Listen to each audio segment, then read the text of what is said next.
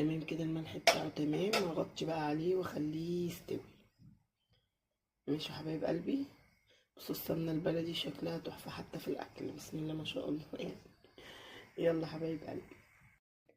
حبايب قلبي، قدمنا كده الرز الابيض الجميل بتاعنا بالشكل الجميل ده، وقدمنا كده القلقاس بلون التحفه ده باللحمه. في طبعا محطتش اللحمه كلها في القلقاس لان في عندي يعني مش بيحبوا اللحمه في القلقاس، فهياكلوها كده مسلوقه. ايه رايكم بقى في احلى قلقاس؟ يلا عايزه منكم بقى كده كومنت جميل وتعليق حلو. بحبكم في الله، احلى اخوات. اعملوا بالطريقه اللي انا عملت بيها دي، بجد هتدعولي عليها ملوش حل. يلا مع الف مليون سلامه، بحبكم في الله، مع السلامه.